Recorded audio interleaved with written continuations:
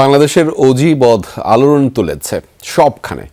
এই টেস্ট হার অস্ট্রেলিয়ার ক্রিকেটের জন্য অপমানজনক বলে মনে করেন রিকি পন্টিং, ম্যাথু হেইডেনরা। পন্টিং তো দলে পরিবর্তন আনার কথাও বলেছেন। বাংলাদেশের এই জয়ে উচ্ছ্বসিত ধারাভাষ্যকার ইয়ান বিশপ।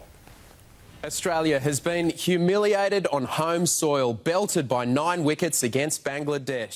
অস্ট্রেলিয়াকে রীতিমতো হিউমিলেট করেছে বাংলাদেশ, এমন দাবি করেছে অসি গণমাধ্যম। বাংলাদেশের ঐতিহাসিক জয় তাই শত্রুর ডেরায়ও আলোড়ন তুলেছে, টাইগারদের প্রাপ্য সম্মান দিয়েছে। বাংলাদেশকে টেস্ট জুড়েই সম্মানিত করেছেন রিকি পন্টিং। কমেন্ট্রি বক্সে থাকা পান্টার বলেছেন, এই টেস্ট হার অজিদের জন্য অপমানজনক। এমনকি সিলেক্টরদের প্রতি তার আহ্বান, এই ম্যাচের পর তারা যেন নড়ে চড়ে বসেন।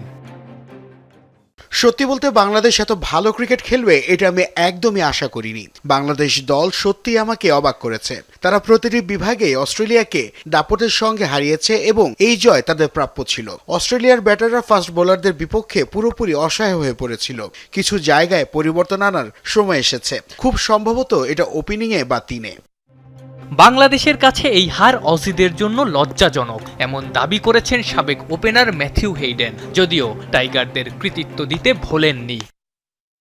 অস্ট্রেলিয়ার কাছ থেকে আমি এমন পারফরম্যান্স কখনোই আশা করিনি। অস্ট্রেলিয়ার ক্রিকেটের জন্য এটি সত্যি অত্যন্ত লজ্জাজনক একটি মুহূর্ত। বাংলাদেশের পুরো দলকে কৃতিত্ব দিতেই হয়, তারা দুর্দান্ত ক্রিকেট খেলেছে।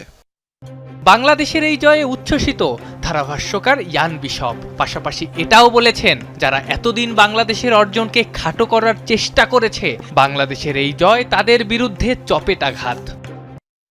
বাংলাদেশ ক্রিকেট এবং বাংলাদেশের জনগণের জন্য এটি অত্যন্ত তাৎপর্যপূর্ণ অর্জন। যারা আগে তাদের প্রাপ্য প্রশংসা বা স্বীকৃতি দিতে কার্পণ্য করেছে, তাদের কাছ থেকে এখন যথাযথ সম্মান ও স্বীকৃতি পাওয়ার পূর্ণ অধিকার তাদের রয়েছে। বাংলাদেশকে প্রশংসায় ভাসিয়েছেন কেইভিন পিটারসন, অ্যাঞ্জেলো ম্যাথিউসের মতো ক্রিকেট কিংবদন্তিরা। সেটাই তো স্বাভাবিক। আফনান পিয়াল, যমুনা স্পোর্টস।